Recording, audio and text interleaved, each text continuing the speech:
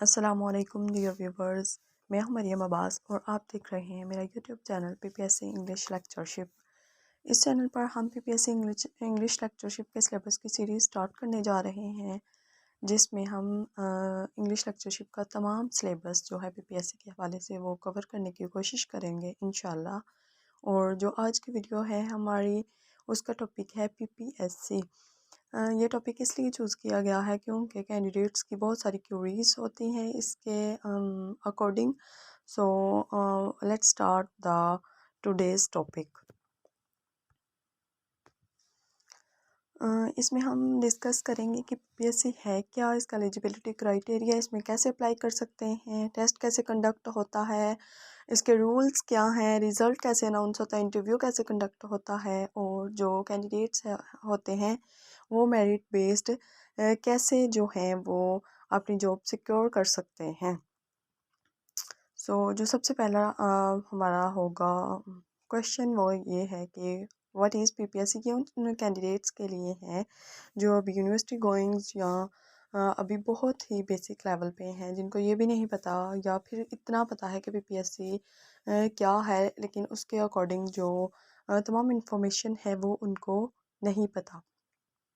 तो हम पीपीएससी पे बात करते हैं। पीपीएससी क्या है? तो पीपीएससी जो है इसकी फुल फॉर्म है पंजाब पब्लिक सर्विस कमीशन। ये प्रोविंशियल लेवल पे पंजाब का कमीशन है जो कि डिफरेंट जो इंस्टीट्यूट हैं उनकी डिफरेंट जो डिपार्टमेंट्स हैं उनकी जो वैकेंट सीट्स हैं उन पर टेस्ट कंडक्ट करता है और मेरिट बेस्ड जो है वो एलोकेशन करने की कोशिश करता है। इसका जो इसकी जो रिस्पॉन्सिबिलिटी ड्यूटी है वो डिफरेंट जो हैं डिपार्टमेंट्स उनके लिए उनकी वैकेंट सीट्स पर रिक्विजिशन करना। अब हम अपने नेक्स्ट क्वेश्चन की तरफ चलते हैं। एलिजिबिलिटी क्राइटेरिया क्या है? तो एलिजिबिलिटी क्राइटेरिया जिस के अंदर रहते हुए हम किसी जॉब किसी पोस्ट के लिए अप्लाई कर सकते हैं। तो इसमें हम देखते हैं, एग्जांपल ले लेते हैं इंग्लिश लेक्चरशिप की। इंग्लिश लेक्चरशिप में अप्लाई करने के लिए जो रिक्वायर्ड क्वालिफ़िकेशन है वो होती है मास्टर्स या बीएस 16 इयर्स क्वालिफ़िकेशन, जो कि एचईसी से किसी भी रिकॉग्नाइज्ड यूनिवर्सिटी से आपने डिग्री ली होती है। और उसके अलावा जो एलिजिबिलिटी क्राइटेरिया एज लिमिट वगैरह का जब भी एडवर्टाइजमेंट आती है तो उस पर उन्होंने एज लिमिट और तमाम ही जो क्राइटेरिया है वो दिया होता है। फिर इसके बाद कैंडिडेट्स का क्वेश्चन होता है कि हाउ टू अप्लाई, हम इसके लिए कैसे और कब अप्लाई कर सकते हैं। कैंडिडेट्स इसके लिए एडवर्टीजमेंट आने के बाद ही अप्लाई कर सकते हैं। पहले तो ये जो प्रोसेस था अप्लाई करने का ये फ़िज़िकल हुआ करता था, बट आफ्टर कोविड ये ऑनलाइन प्रोसेस सारा हो गया हुआ है। तो इसमें हमने अप्लाई कैसे करना होता है, और ये जो पीपीएससी की ऑफिशियल वेबसाइट होती है इस पर एडवर्टीज़मेंट आ जाती है, और उसके बाद जो है हमने वहाँ पे जो फॉर्म फिल करना होता है, अपना डाटा जो रिक्वायर्ड होता है वो देना होता है, और जो फ़ी होती है वो पे करनी होती है ऑनलाइन ही। और उसके बाद हमारा जो है सक्सेसफुल अप्लाई हो जाता है। नंबर 4 पे जो क्वेश्चन है कि टेस्ट कब और कितने माह बाद या कितने कितने अरसे में जो है वो कंडक्ट होता है। तो इसका जो है वो जो टाइम पीरियड है वो फिक्स नहीं है, क्योंकि according to different circumstances PPSC जो है वो अपने टेस्ट जो हैं वो कंडक्ट करता है। जैसा कि जब 2021 में इनकी एडवर्टीज़मेंट आई थी लेक्चरशिप की, उसमें दिसंबर में जो है वो एडवर्टीज़मेंट क्लोज़ हुई थी। मतलब एप्लीकेशन का जो प्रोसेस था, लास्ट डेट वो दिसंबर में थी, और जो इनका टेस्ट कंडक्ट हुआ था वो आफ्टर 6 मंथ्स जून में कंडक्ट हुआ था। और पीपीएससी के कुछ टेस्ट 1 माह 1.5 माह 2 माह बाद, और कुछ डिफरेंट जो सर्कमस्टेंसेस की वजह से लेट भी हो सकते हैं। आफ्टर अप्लाई फॉर पीपीएससी हमें इसकी तैयारी को बेहतर से बेहतर बनाने की कोशिश करनी चाहिए। और इसके टेस्ट जो हैं वो डिले भी हो सकते हैं, जैसा कि पिछले दिनों लिटरेसी मोबिलाइज़र, पिछले दिनों नहीं बल्कि 2 जनवरी को जो है इसकी जो अप्लाई करने का प्रोसेस था, लास्ट डेट थी वो क्लोज़ हुई थी 2 जनवरी, और उसका जो टेस्ट है वो अभी तक भी जो है वो कंडक्ट नहीं हो सका फॉर डिफरेंट रीज़न्स।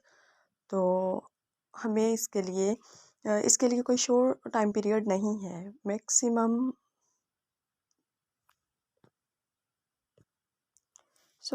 या मिनिमम हमारे पास कोई भी फिक्स जो है टाइम पीरियड नहीं है।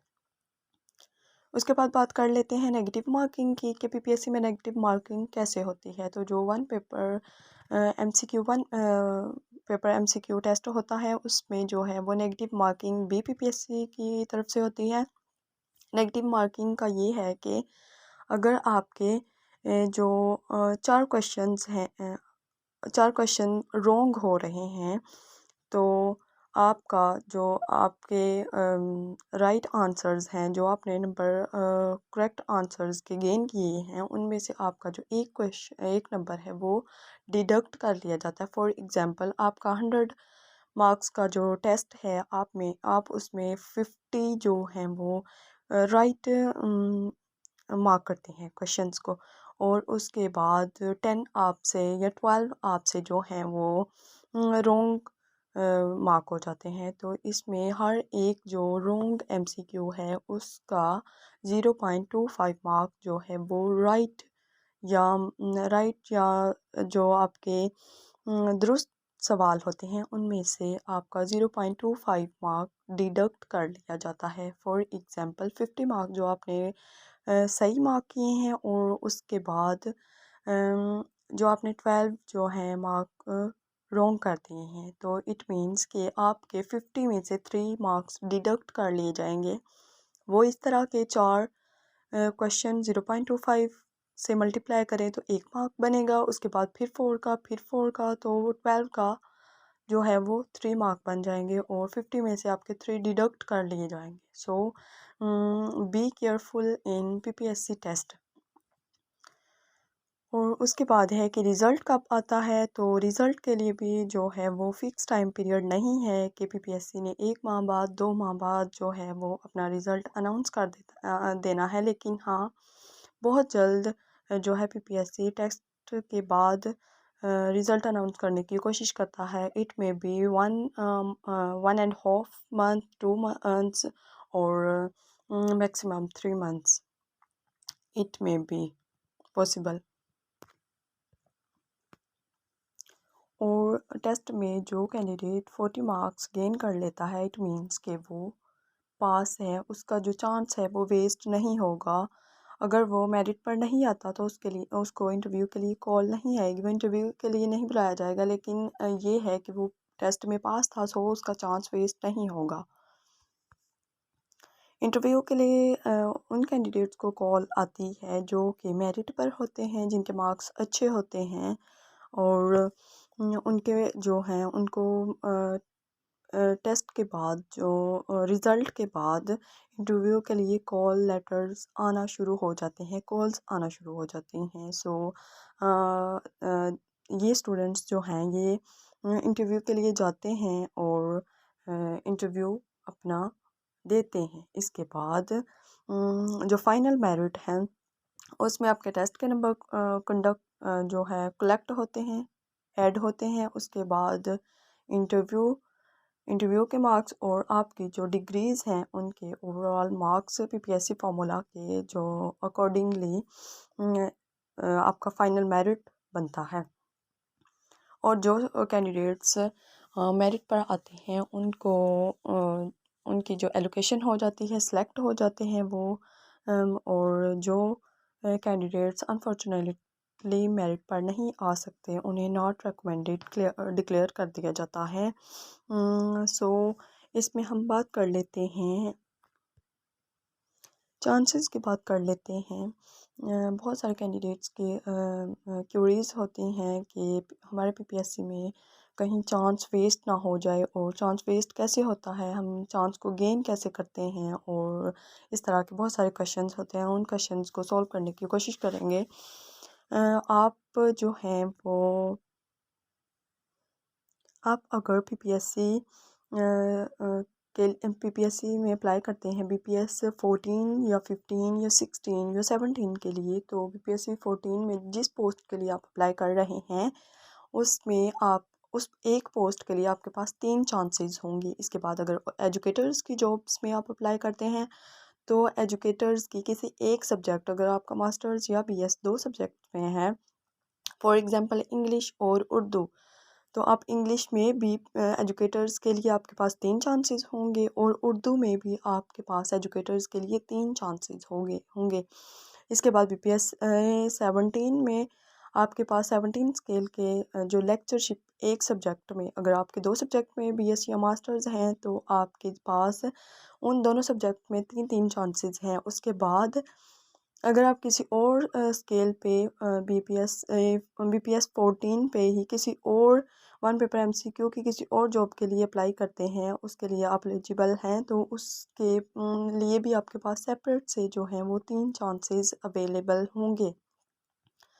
सो आप लोगों को इस बारे में जो है वो कंफ्यूज होने की या परेशान होने की ज़रूरत नहीं है, क्योंकि आपके पास अल्हम्दुलिल्लाह बहुत सारे चांसेस हैं। दूसरे नंबर पे हम बात करते हैं कि आप किसी एक पोस्ट पे अप्लाई करते हैं और उसमें आप के चांसेस कैसे वेस्ट होते हैं और कैसे सिक्योर होते हैं। तो चलिए चलते हैं और इस पर बात करते हैं। अगर आपने इंग्लिश लेक्चरशिप के टेस्ट के लिए अप्लाई किया है और आप टेस्ट देते हैं, आपने ये टेस्ट पास कर लिया है, तो टेस्ट पास कर लिया है लेकिन आप इंटरव्यू के लिए नहीं बुलाया जा रहा, तो इसका मतलब ये है कि आपका चांस जो है वो वेस्ट नहीं हुआ। वेस्ट नहीं हुआ इसलिए क्योंकि आपने टेस्ट पास किया था लेकिन आप मेरिट पर नहीं आए। मेरिट पर नहीं आने की वजह से आपको इंटरव्यू के लिए कॉल नहीं की गई। आपने टेस्ट पास किया है, आपने टेस्ट को फेल नहीं किया, इसलिए क्या हुआ कि आपका चांस सिक्योर है, आपका चांस वेस्ट नहीं हुआ।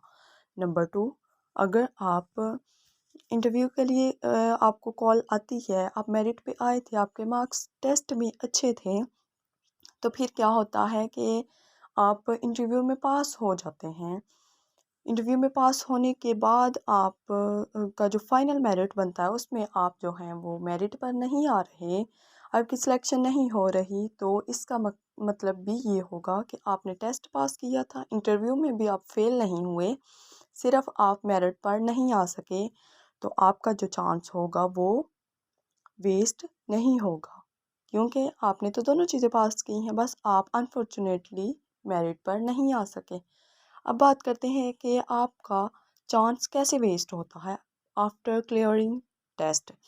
अगर आपने टेस्ट पास कर लिया है फिर भी आपका चांस कैसे वेस्ट हो सकता है, तो इस पर बात कर लेते हैं कि आपने टेस्ट पास किया था, आपको इंटरव्यू के लिए कॉल आई थी, लेकिन अनफॉर्चुनेटली आप इंटरव्यू में अच्छा परफॉर्म नहीं कर सके, आप इंटरव्यू में फ़ेल हो जाते हैं, तो फिर क्या होता है कि आप का जो चांस है वो वेस्ट हो गया है। किसी भी एक चीज़ में अगर आप फेल हो जाते हो, वो टेस्ट या इंटरव्यू, तो आपका चांस वेस्ट हो रहा है।